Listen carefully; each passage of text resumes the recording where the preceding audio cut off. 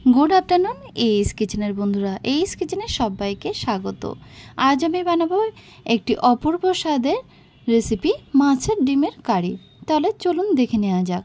माछेर डिमेर कारी बानानोर जोन्नो एखाने आमी नियेछि 500 माछेर डिम एबं 500 टक दई और साथे निये निচ্ছি दुटो मिडियाम साइजेर पेঁয়াজ, 4टे काँचा लंका, आदा, रसुन, धनिया पाता एबं एकटा पातिलेबू।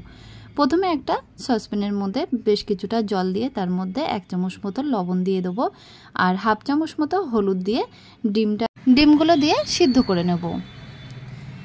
डिमटा सिद्ध करते दिएछि और तार मध्य आमी देखुन पेঁয়াজগুলো केटे निচ্ছি। जेहेतु एगुलो पेस्ट होबे एइजोन्नो एकटु मोटा साइजेर करे केटे निलाम। पेঁয়াজ आदा एक ब्लेंडार जारेर मध्य दिए दिलाम और साथे काँचा लंका, रसुन एबं 3टे गरम मशला दिए देबो और 2 থেকে 3টে লবঙ্গ দিয়ে দিলাম। দিয়ে বেশ ভালোভাবে মিহি পেস্ট করে নেব। পেস্ট করা হয়ে গেছে। এবার দেখুন লেবুটা কেটে নেব। ধনিয়া পাতাগুলো কিন্তু ছোট ছোট করে কুচিয়ে নিচ্ছি। এখন সিদ্ধ করা ডিমটা বেশ ভালোভাবে সিদ্ধ করে নিতে হবে। সিদ্ধ করা ডিমটাও ব্লেন্ডার জারের মধ্যে দিয়ে ভালোমতো মিহি করে পেস্ট করে নেব। এখন বড় একটা প্লেটের মধ্যে ডিমগুলো তুলে নেব। নিয়ে কোচানো ধনিয়া পাতা, লেবুর রস এবং হাফ চামচ হলুদের পাউডার, হাফ চামচ গোলমরিচের পাউডার আর দিয়ে দেবো হাফ চামচ জিরে পাউডার। তারপরে দিয়ে দিচ্ছি 1 চামচ ধনিয়া পাউডার, স্বাদ মতো লবণ, 1 চামচ দেব কাশ্মীরি লঙ্কার পাউডার আর এরপরে সব শেষে দিয়ে দিচ্ছি 2 চামচ বেসন। এই সবগুলো একসাথে দিয়ে বেশ ভালোভাবে মিক্সড করে নেব। ভালোভাবে মিক্সড করা হয়ে গেছে। এখন এই মিক্সচারটা 10 থেকে 15 মিনিট সেট করার জন্য রেখে দেব। 10 থেকে 15 মিনিট পরে মিডিয়াম ফ্লেমে একটি কড়া বসিয়ে কড়াইয়ের মধ্যে বেশ কিছুটা সাদা তেল দিয়ে দেব। তেলটা গরম হয়ে গেলে এবার ওই মিক্সচারটা থেকে ডিমের মিক্সচারটা থেকে বেশ কিছুটা মিক্সচার হাতের মধ্যে নিয়ে এরকম মিডিয়াম সাইজের বড়ার আকারে তেলের মধ্যে দিয়ে দেব। তারপরে উল্টে পাল্টে একটু ব্রাউন কালার করে ফ্রাই করে তেল ঝরিয়ে তেল থেকে তুলে নিলাম।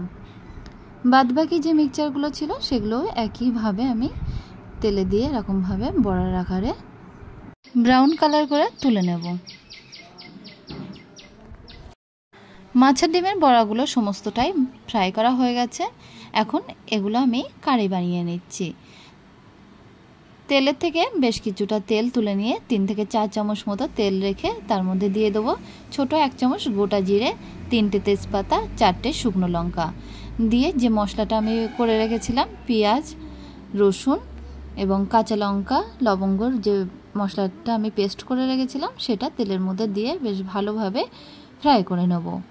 দেখুন বেশ ভালোভাবে ফ্রাই করে নিয়েছি আর সুন্দর একটা গন্ধ বার হলে তখন এই গ্যাসের ফ্লেমটা একদম লোতে রেখে দিয়ে দিচ্ছি ছোট 1 চামচ লবণ, 1 চামচ হলুদের পাউডার, 1 চামচ জিরে পাউডার এবং হাফ চামচ গোলমরিচের পাউডার, 1 চামচ কাশ্মীরি লঙ্কার পাউডার।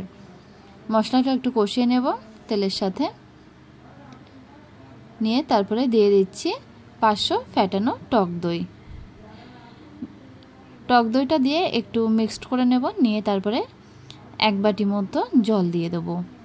জলটা যখন ফুটতে শুরু করবে তখন মাছের ডিমের বড়াগুলো কিন্তু এই কড়াইয়ের মধ্যে দিয়ে দেব।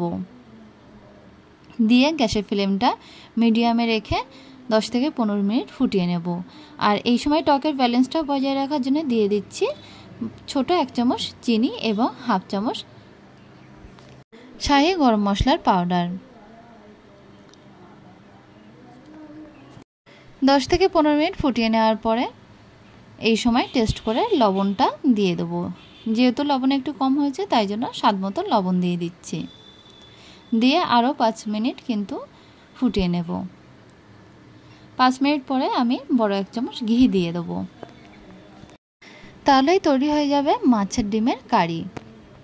মাছের ডিমের এই নতুন পদটি একদিন রান্না করে দেখতে পারেন। আশা করছি ভালো লাগবে। ভালো লাগলে অবশ্যই ভিডিওতে একটা লাইক করবেন।